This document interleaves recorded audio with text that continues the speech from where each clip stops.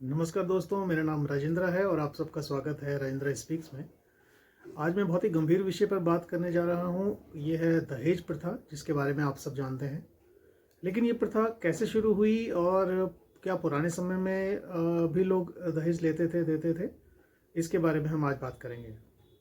दोस्तों, दहेज का मतलब है वो चीज़ें जो एक दुल्हन अपनी शादी में अपनी ससुराल लाती है, जैसे कि गहने, पैसा, कपड़े, फर्नीचर, रसोई का सामान, एक्सेट्रा एक्सेट्रा। दोस्तों, पुराने समय में ये प्रथा नहीं थी। ऋग्वेद में इसका उल्लेख है कि पुराने समय में कन्या के पिता अपनी कन्या को उसकी शादी में कुछ चीज़ें उपहार देते थे। लेकिन उस समय एक प्रचलन था कि इन उपहारों को वो अपनी मर्जी से देते थे और ये उपहार कुछ भी हो सकता था। इसके ऊपर कोई बंदिश नहीं थी कि उपहार क्या होना चाहिए और कोई किसी भी तरह का कोई प्रेशर नहीं था। माता पिता अपनी बेटी को उसकी शादी में उपहार स्वरूप कुछ भी देते थे अपनी हैसियत के अनुसार। तो बहुत अच्छी परंपरा थी, क्योंकि हर माता पिता का अधिकार है कि वो अपनी बेटी को कुछ उपहार दें उसकी आने वाली ज़िंदगी के लिए, उसकी शादी में। मध्यकाल में दोस्तों ये परंपरा थोड़ा सा बदली, जब लगभग आज से 1000 साल पहले मिडिल ईस्ट से ये शब्द आया, दहेज। उर्दू भाषा में दहेज का नाम जहेज है। दहेज को जहेज बोलते हैं। अच्छा, मध्यकाल में धीरे धीरे इस परंपरा ने अपना रूप बदला।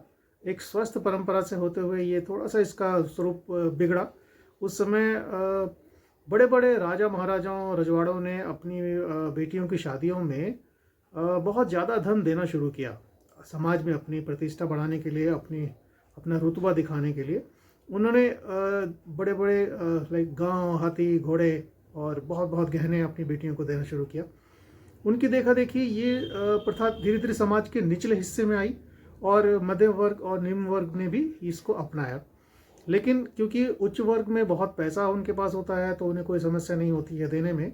लेकिन मध्य वर्ग और निम्न वर्ग के लोगों को अपनी बेटियों की शादी करने में बहुत समस्या का सामना करना पड़ा, क्योंकि उनके पास पैसे नहीं हैं। लेकिन समाज में धीरे धीरे ये प्रथा बन गई कि जब लड़के की शादी कर रहे हैं तो ये हमारा अधिकार बनता है कि हम दहेज की मांग करें।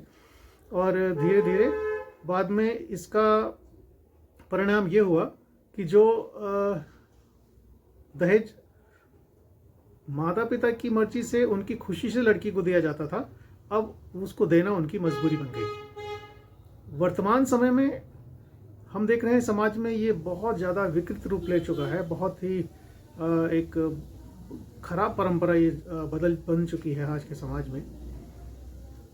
जातियों में, बहुत सारे मोहल्लों में, समाजों में जब लोग शादी करते हैं अपनी बेटी की, तो वो रिश्ता करने के लिए जब जाते हैं तो लड़के वालों से कहते हैं कि हम शादी में 5 लाख लगा सकते हैं, 10 लाख लगा सकते हैं, 20 लाख लगा सकते हैं। ऐसा लगता है कि वो खरीदना चाहते हैं बेटे को।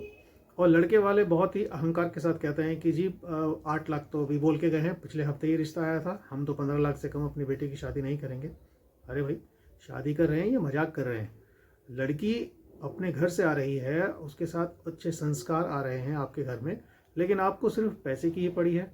लोगों ने शादी का दबाव बनाना शुरू किया और शादी में पैसे का दबाव बनाना शुरू किया। आज के समाज में बहुत सारे जातियों में बिना दहेज की शादियां होती ही नहीं हैं और इसका बहुत बड़ा असर पड़ता है हमारे निम्न समाज में, जहां पर दहेज के लिए पैसे नहीं हैं और उसके बाद माता पिता की बेटियां कुंवारी रह जाती हैं, क्योंकि वो इतने पैसे इकट्ठा नहीं कर पाते हैं कि वो अपनी बेटी की शादी के लिए दहेज इकट्ठा कर सकें।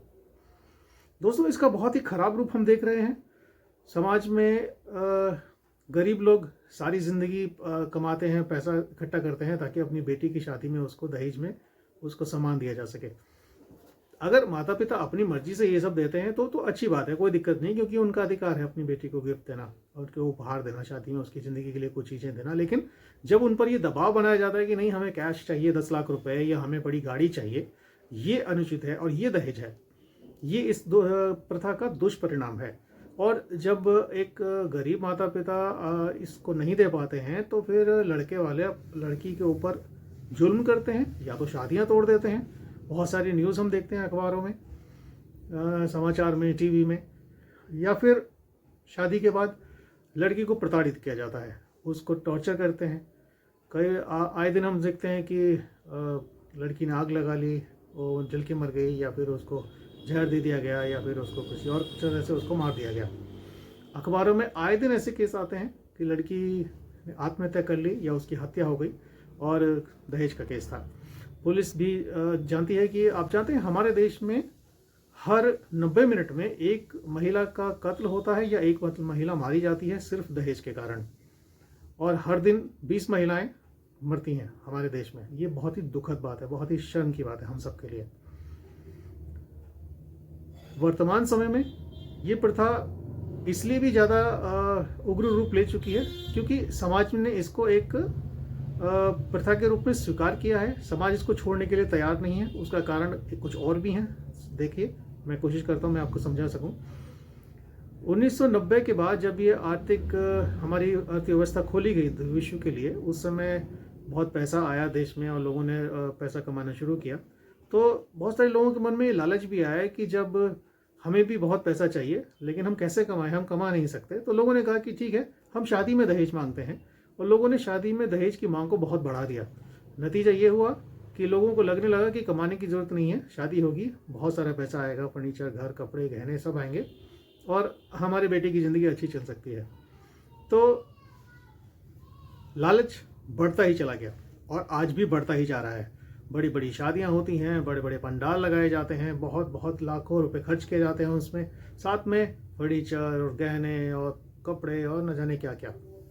दोस्तों सोचिए, एक आम आदमी के लिए लाखों रुपए खर्च करना शादी में अपनी बेटी की आसान काम नहीं है, और एक अगर कोई ईमानदार आदमी है तो उसके लिए तो और भी मुश्किल है। दोस्तों, इस समस्या का हल क्या है?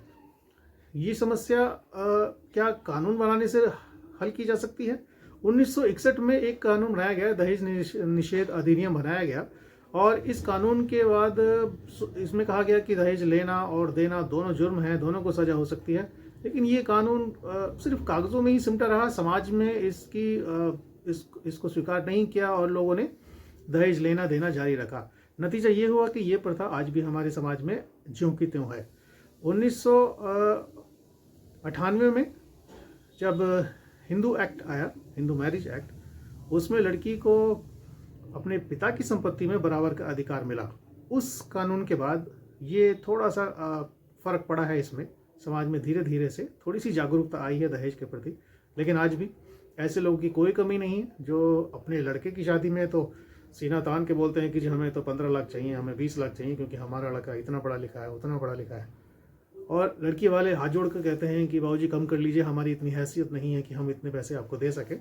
लेकिन लड़के वाले नहीं मानते हैं। इस विषय पर आप देख सकते हैं कि सैकड़ों फिल्में बनी हैं, नाटक बने हैं और कहानियां लिखी गई हैं, किताबें लिखी गई हैं, और अपने आसपास देखिए, आपको ऐसे केस जरूर मिलेंगे। दोस्तों, इसका समाधान क्या है? इसका समाधान है कि जागरूकता बढ़ाएं और आज के युवाओं को सामने आना चाहिए और उन्हें ये कहना चाहिए कि मैं शादी करूंगा, लेकिन मैं किसी भी दबाव में, किसी भी दहेज के दबाव में शादी नहीं करूंगा। लड़की वाले अपनी बेटी को कुछ भी देना चाहते हैं, ये उनका अधिकार है, क्योंकि उनकी पुत्री है, वो उपहार स्वरूप उसको कुछ भी दे, ये उसका स्त्री धन है। लेकिन हमारी तरफ से, लड़के वालों की तरफ से कोई मांग नहीं होगी। अगर ऐसा हर युवा हमारे देश का सोचे तो इस प्रथा को हम खत्म कर सकते हैं। आपके आसपास भी शादियां होती हैं दोस्तों, आप देखते हैं कि कभी कभी एक अच्छे लड़के के लिए एक अच्छी लड़की का रिश्ता ठुकरा दिया जाता है क्योंकि उसके माता पिता दहेज देने के लिए तैयार नहीं होते। और एक अच्छी लड़की का रिश्ता कभी कभी ऐसे लड़के के साथ कर दिया जाता है जो उसके लायक नहीं है, क्योंकि लड़की के माता पिता ज़्यादा दहेज नहीं दे सकते और ज़्यादा अच्छे लड़के से उसकी शादी नहीं कर सकते। तो दोस्तों, ये विडंबना ही है हमारे देश में। बहुत सारी महिलाएं शादी के बाद दहेज ना लाने के कारण या कम दहेज लाने के कारण यातनाएं झेलती हैं, प्रताड़ना झेलती हैं और ताने सुनती हैं और शारीरिक प्रताड़नाएं भी झेलती हैं, यहाँ तक कि उनकी हत्या भी कर दी जाती है सिर्फ दहेज के कारण। ध्यान दीजिए, जो भी आदमी अपने बेटे की शादी के लिए दहेज मांग रहा है या दहेज के लिए आप पर दबाव डाल रहा है, तो ऐसे घर में जब आपकी बेटी जाएगी तो वो खुश नहीं रह सकती है, कभी नहीं, मेरा ऐसा मानना है। और युवाओं से कहना चाहूँगा कि दहेज के पैसे से ज़िंदगी नहीं बनती दोस्तों, ज़िंदगी बनती है आपके बाहुबल से। आप अपनी पत्नी को, अपने परिवार को अपने कमाई के पैसे से कितना चला सकते हैं, ये आपके ऊपर है। दहेज आज नहीं, 2 महीने, 4 महीने, साल बाद ख़त्म हो जाएगा पैसा। दहेज के दम पे ज़िंदगी नहीं जी सकते आप। आपको आगे बढ़ना होगा, एक अच्छा जीवन साथी चुनिए, शादी कीजिए, खुशी खुशी शादी कीजिए, बिना किसी दहेज के दबाव के शादी कीजिए। इस प्रथा को हमारे देश से ख़त्म करने में योगदान दीजिए और खुशहाल भारत बनाने में सहयोग कीजिए। तो दोस्तों, इसी के साथ मैं आज का ये वीडियो समाप्त करूँगा। दहेज प्रथा के बारे में आपके क्या विचार हैं, आपको ये वीडियो कैसा लगा, मुझे ज़रूर बताएं। मेरे इस वीडियो को लाइक करें, शेयर करें और मेरे चैनल को सब्सक्राइब करें। अगले वीडियो में फिर मुलाकात हो। नमस्कार।